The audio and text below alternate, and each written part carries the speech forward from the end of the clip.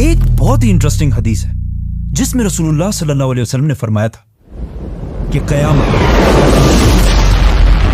तब तक नहीं आएगी जब तक तुम मुसलमान ऐसे लोगों से नहीं लड़ोगे जिनकी शक्लें बिल्कुल रेड लाल होंगी, उनके नाक बिल्कुल फ्लैट होंगे, उनकी छोटी छोटी आंखें होंगी और चेहरे बिल्कुल शील्ड्स की तरह फ्लैट होंगे और जिनके जूते बालों से बने होंगे। नाउ रसूलुल्लाह सल्लल्लाहु अलैहि वसल्लम ने इस हदीस के बाद अपनी वफात तक पूरे अरब को फतह कर लिया था और मुसलमानों की एम्पायर पूरे अरब में फैल चुकी थी, जिसके बाद खिलाफत राशिदा के 30 सालों में अबू बकर, उमर, उस्मान और अली की खिलाफत में मुसलमानों ने पहली बार अरब से निकलकर इंसानों की तारीख की सबसे बड़ी एम्पायर बनाई और पहली बार मुसलमान दुनिया के सुपर पावर बने। लेकिन सिर्फ 30 साल हुकूमत के बाद खिलाफत राशिदा खत्म कर दी गई और खिलाफत एक खानदान बनु उमैया के कंट्रोल में आई, जिन्होंने फिर मुसलमानों की इस एम्पायर पर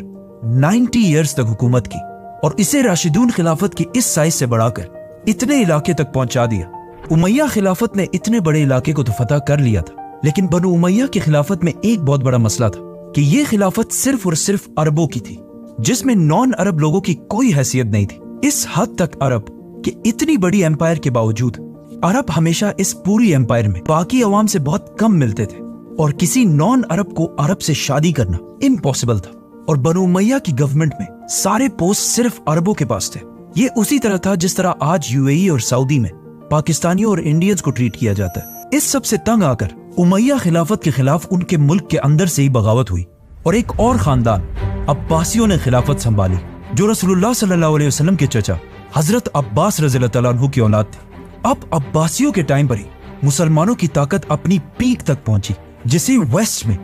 इस्लामिक गोल्डन एज के नाम से जाना जाता है, जब बगदाद अब्बासी खिलाफत का कैपिटल दुनिया की सबसे ताकतवर सिटी थी। अब्बासी खिलाफत ने दुनिया की सुपर पावर होने के साथ साथ एक बहुत ही यूनिक काम किया कि उन्होंने अपने कैपिटल बगदाद के अंदर दुनिया की सबसे बड़ी लाइब्रेरी बनाई, जिसे हाउस ऑफ विजडम कहा जाता था। और इस लाइब्रेरी को दुनिया की बेहतरीन किताबों, स्टोरीज और पोइट्री से भर दिया, जिसकी वजह से दुनिया के सारे इंटेलेक्चुअल लोग, साइंटिस्ट, पोइट्स, आर्टिस्ट्स सब अपने इलाके छोड़कर यहाँ इस सिटी में जमा होने लगे।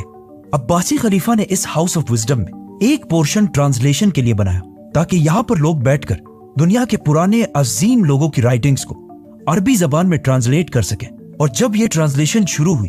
तो आहिस्ता आहिस्ता अरबी जबान दुनिया की सबसे ताकतवर जबान बनने लगी, जिस तरह आज इंग्लिश जबान है। अब्बासी खिलाफत ने दुनिया में पहली बार साइंटिस्ट को अपने रिसर्च करने के लिए फंडिंग करना शुरू की, जिसकी वजह से दुनिया में बड़े बड़े मुसलमान साइंटिस्ट सामने आए, जैसे कि बगदाद के इस हाउस ऑफ विजडम का हेड, जिसका नाम था अल-ख्वारिज़मी, A man named Al-Khwarizmi, जिन्होंने पहली बार दुनिया में अलजबरा इंट्रोड्यूस किया, was one of the greatest mathematicians of all time, a Muslim, worked in the golden age of Islam. जो आज भी दुनिया के साइंस में बहुत बड़ी इंपॉर्टेंस रखता है। अब्बासी खिलाफत में साइंस के साथ साथ आर्ट्स भी बहुत आगे बढ़ा और इसी दौर में अल्फ लैल व लैल जैसी किताब लिखी, 1001 Nights, जिसमें ऐसी स्टोरीज लिखी गई जिन पर आज तक हॉलीवुड में मूवीज बनाई जाती हैं। For example Aladdin, Ali Baba, They all know about Alibaba. और सिम्बाद वगैरह। इन शॉर्ट मुसलमान दुनिया के सुपर पावर थे और इन्हें चैलेंज करने वाला दुनिया में कोई भी नहीं था। लेकिन जब भी हिस्ट्री में कोई एम्पायर इस लेवल तक पहुंचती है तो उससे आगे सिर्फ एक ही रास्ता होता है, डिक्लाइन।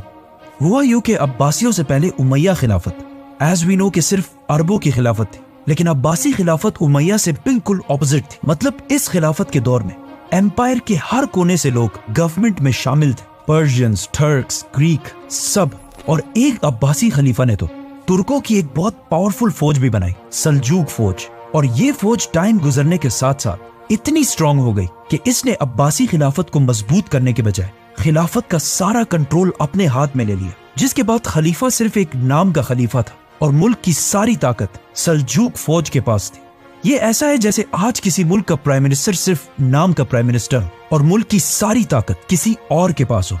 का पैगाम लेकर एक डेलीगेशन भेजा, लेकिन ख्वारिज़म के बादशाह ने उन सारे लोगों को गिरफ्तार कर लिया, जिसकी वजह से उन्हें रिहा करने के लिए चंगेज खान ने अपने एम्बेसडर को बादशाह की तरफ भेजा, लेकिन बादशाह ने उस एम्बेसडर का सर काट दिया। अब ये बहुत बड़ी बात, एम्बेसडर या मैसेजर को कत्ल करना इस्लाम में और दुनिया के हर कानून में बहुत बड़ा जुर्म है। जब मंगोलिया में चंगेज खान को इसका पता चला तो उसे बहुत गुस्सा आया और अब उसकी इज्जत का सवाल भी।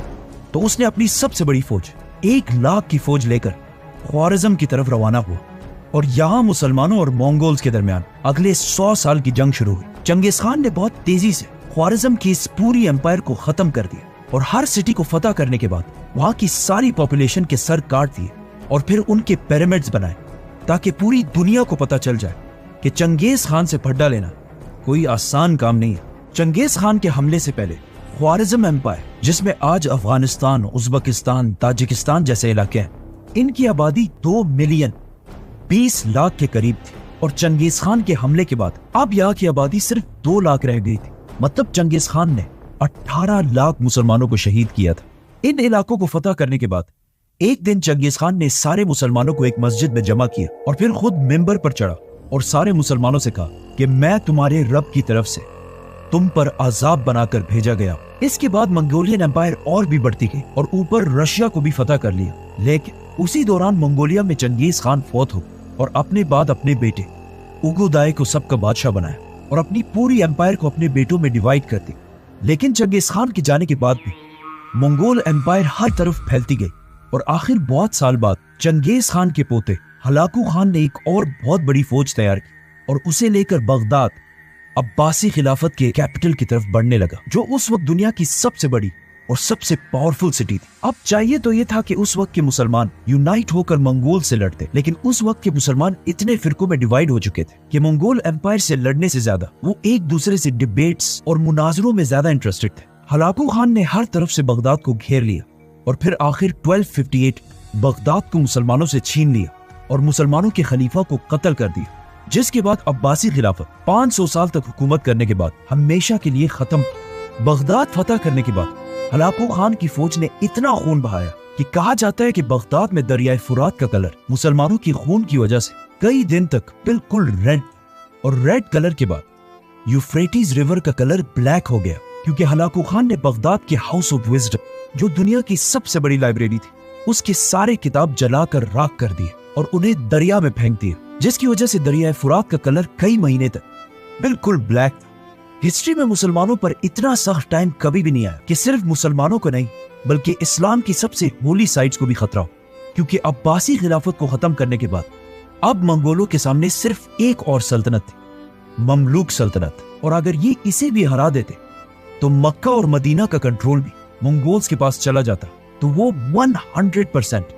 मक्का में काबा को गिरा देते। बट ऐसा नहीं हुआ। जब मंगोल्स बगदाद फतह करके आगे बढ़े तो ये देखकर इजिप्ट के ममलूक सुल्तान ने अपने जनरल बेबर्स के साथ मंगोलों से लड़ने का फैसला किया। सुल्तान को सबने समझाने की कोशिश की कि मंगोलों से लड़ना इम्पॉसिबल काम है, क्योंकि उस जमाने के लोगों और कुछ बड़े बड़े स्कॉलर्स ने भी ये कह दिया था कि ये मंगोल ही असल में याजूज माजूज और बस इसके कुछ ही अरसे बाद कयामत आने वाली, तो इनसे जीतना नामुमकिन है। लेकिन फिर भी सुल्तान और उसका जनरल बेबर्स मंगोलों के खिलाफ एक फौज जमा करने लगे। अब इसी दौरान मंगोलिया में हलाकू खान का भाई, जो उस वक्त पूरे मंगोल एम्पायर का बादशाह था, मार दिया गया। तो हलाकू खान मजबूरन अपनी बड़ी फौज लेकर वहां से वापस चला गया और एक छोटी फौज को यहाँ पर छोड़ा। और आखिर फलस्तीन में एन जालूत के मकाम पर मंगोल्स और मुसलमानों की फौज आमने सामने हुई। ये एन जालूत इलाका फलस्तीन में है और इसे एन जालूत इसलिए कहा जाता है क्योंकि यहूदियों के मुताबिक ये वही एग्जैक्ट जगह है जहाँ पर इससे हजारों साल पहले दाऊद अलैहिस्सलाम ने एक बहुत बड़े वॉरियर जालूत को हराया था। और अगेन अब हजारों साल बाद यहाँ एग्जैक्टली ऐसा ही हुआ कि कमजोर मुसलमानों ने पहली बार द ग्रेट मंगोल एम्पायर को बहुत बुरी तरह हरा दिया और मंगोल एम्पायर की एक्सपेंशन को हमेशा के लिए रोक दिया। मतलब ये जंग हारने के बाद मंगोल एम्पायर कभी भी इससे आगे नहीं बढ़ी। ये थी मंगोल्स और मुसलमानों की जंग, जिसका इससे बहुत साल पहले रसूलुल्लाह सल्लल्लाहु अलैहि वसल्लम ने पहले ही बता दिया था, जो आखिर एन जालूत की जंग के साथ खत्म हो गई। लेकिन फिर भी मुस्लिम दुनिया के एक बहुत बड़े हिस्से पर मंगोल्स का कंट्रोल था और उन्हें दुनिया में कोई भी चैलेंज नहीं कर सकता। लेकिन फिर आहिस्ता आहिस्ता यही मंगोल यहाँ के रिलीजन इस्लाम को स्टडी करने लगे और आखिर इतना इम्प्रेस हुए कि सारा मंगोल खानदान जो इन इलाकों में आबाद था मुसलमान हो गया और ये सारे इलाके दोबारा इस्लाम के कंट्रोल में आए। अगर आप चंगेज खान की औलाद के सारे नाम देखें तो पहले इन सारों के नाम बिल्कुल मंगोल नाम, जैसे कि ओगोदाय, जोची, हलागू, लेकिन आहिस्ता आहिस्ता इनके नाम मंगोल से मुसलमान नाम होने लगे, जैसे कि मोहम्मद, तैमूर, यूनुस और बाबर, क्योंकि इंडिया पर बहुत साल हुकूमत करने वाली मुगल एम्पायर इसी चंगेज खान की औलाद में से थी। हजरत उमर और चंगेज खान में एक बात कॉमन है कि इन्होंने अपने जमाने की सबसे बड़ी और सबसे ताकतवर एम्पायर्स बनाई थी, लेकिन इन दोनों एम्पायर्स में एक बहुत बड़ा डिफरेंस है कि आज चंगेज खान को सिर्फ एक जालिम के तौर पर याद किया जाता है, लेकिन हजरत उमर को पूरी दुनिया एक ग्रेट लीडर मानती है। सब्सक्राइब। और आखिर 1099 में उन्होंने फलस्तीन और जेरूसलम फतह करने के बाद हजारों मुसलमानों, बच्चे, औरतें, बूढ़ों को शहीद कर दिया और उनके घरों को आग लगा दी। एक किताब में तो ये तक लिखा है कि क्रूसेडर्स ने मुसलमान माओ से उनके बच्चे छीनकर बड़ी बड़ी बिल्डिंग से नीचे फेंक दिए। मुसलमानों ने इन क्रूसेडर्स से भागकर घरों और मस्जिदों में छुपने की कोशिश की, लेकिन क्रूसेडर्स ने बजाय इसके कि उनको निकाला जाए, क्रूसेडर्स ने उन घरों को बाहर से आग लगा दी, जिससे हजारों मुसलमान जलकर राख हो गए। अगर आप सोचेंगे कि इतना जालिम कोई कैसे हो सकता है, तो आज भी फलस्तीन में यही सब कुछ एग्जैक्टली इसी तरह हो रहा है। क्रिश्चियंस के जुल्म से कुछ ही मुसलमान वहां से बचकर निकले और ये मुसलमान मस्जिद अक्सा से उस पुराने कुरान मजीद को भी अपने साथ लेकर गए जो हजरत उस्मान के दौर में लिखा गया था। इस सब जुल्म के बावजूद दुनिया में मुसलमानों का ऐसा कोई लीडर भी नहीं था जो फलस्तीन को दोबारा फतह कर सके। लेकिन फलस्तीन खोने के सिर्फ 40 साल बाद इराक में एक आम से सोल्जर नजमुद्दीन अयूब के घर में एक बच्चा पैदा हुआ। यूसुफ सलाहुद्दीन अयूबी के नाम से याद किया जाता है। सलाहुद्दीन अयूबी 25 साल की एज में अपने चाचा के साथ इराक छोड़कर इजिप्ट की तरफ गए और वहां आहिस्ता आहिस्ता बहुत लंबी स्ट्रगल के बाद इजिप्ट के बादशाह सुल्तान बन गए। ये बहुत लंबी कहानी है, इसे फिर करेंगे। अब जब यहाँ इजिप्ट में सलाहुद्दीन अयूबी इजिप्ट के बादशाह बनने की तरफ जा रहे थे, तो इसी दौरान यहाँ से बहुत दूर मंगोलिया में एक छोटे से गांव के एक छोटे से कबीले के सरदार के घर में भी एक बच्चा पैदा हुआ जिसका नाम था थेमोजिन चंगेज खान। यस, सलाहुद्दीन और चंगेज खान एक ही दौर में जिंदा थे। एक ने मुसलमानों को वापस ग्लोरी की तरफ लेके जाना था और दूसरे ने मुसलमानों को ऐसा तबाह करना था जो इससे पहले किसी ने भी नहीं किया था। फलस्तीन और स्पेशली जेरूसलम को खोने के बाद मुसलमानों का कोई स्ट्रॉन्ग लीडर तो नहीं था, लेकिन इस दौरान सबसे जबरदस्त रोल मुस्लिम स्कॉलर्स उलमा ने प्ले किया था, क्योंकि इससे पहले जो मुसलमान हर वक्त आपस में लड़ते रहते थे और बहुत सारे फिरकों में डिवाइडेड थे, उन्हें कुछ बहुत अजीम स्कॉलर्स ने एक ही गोल पर यूनाइट करना शुरू किया कि किसी भी हाल में फलस्तीन को दोबारा फतह करना है, जिससे अगले कई सालों में मुसलमान किंगडम्स की यंग पॉपुलेशन के दिमाग में ये बात बहुत अच्छी तरह बैठ गई। लेकिन फिर भी मुसलमानों का ऐसा कोई एक लीडर नहीं था जो मुसलमानों को यूनाइट करके क्रिश्चियंस पर हमला कर सके। आखिर सलाहुद्दीन अयूबी ने इजिप्ट का सुल्तान बनने के बाद पहले तो क्रिश्चियंस के एक ग्रुप से डील कर ली कि अगले 10 साल तक बिल्कुल अमन होगा और हम एक दूसरे पर हमला नहीं करेंगे, ऑलमोस्ट सुलह हुदैबिया की तरह। इन 10 सालों को यूज करके सलाहुद्दीन अयूबी ने पहले मुसलमानों को यूनाइट करना शुरू किया और फिर आखिर इस सारे इलाके को फतह करने के बाद अब सलाहुद्दीन अयूबी दुनिया के सबसे ताकतवर मुसलमान बादशाह बन चुके थे और दुनिया के सारे मुसलमान फलस्तीन को फतह करने के लिए सलाहुद्दीन अयूबी की तरफ देखने लगे। उस जमाने के बड़े बड़े स्कॉलर्स ने भी सलाहुद्दीन अयूबी को सपोर्ट किया, जिनमें से सबसे बड़े स्कॉलर का नाम था शेख अब्दुल कादिर जिलानी। अब्दुल कादिर जिलानी उस वक्त दुनिया के सबसे इन्फ्लुएंशियल स्कॉलर थे, जिनकी सलाहुद्दीन अयूबी भी बहुत रिस्पेक्ट किया करते थे। आखिर सलाहुद्दीन अयूबी ने अपनी फौज लेकर क्रूसेडर्स पर हमला कर दिया और साल 1192 में जेरूसलम को मुकम्मल तौर पर फतह करके सिक्योर कर लिया। 1192 मुसलमानों की तारीख का बहुत इंपॉर्टेंट साल था, क्योंकि इस साल एक तरफ सलाहुद्दीन अयूबी ने इतनी बड़ी फतह हासिल की और दूसरी तरफ शहाबुद्दीन गौरी ने इंडिया पर हमला करके इसे फतह कर लिया और दिल्ली सल्तनत की बुनियाद भी रखी। अब ऑलमोस्ट 100 साल बाद मुसलमान आखिरकार दोबारा थोड़ा स्टेबल होने लगे और मुसलमानों की खोई हुई इज्जत भी उन्हें वापस मिलने लगी। लेकिन अब जब मुसलमानों को थोड़ी कामयाबी मिल चुकी थी, तो इस सब से 600 साल पहले रसूलुल्लाह सल्लल्लाहु अलैहि वसल्लम की कही हुई हदीस के पूरे होने का टाइम आ चुका था। तो इस सब से बहुत दूर चंगेज खान ने मंगोलिया को यूनाइट कर लिया था और बहुत तेजी से हर तरफ अपनी ताकत बढ़ा रहा था। चंगेज खान का असली नाम तेमोजिन था और उसका बाप मंगोलिया के एक छोटे से कबीले का सरदार था, लेकिन तेमोजिन के बचपन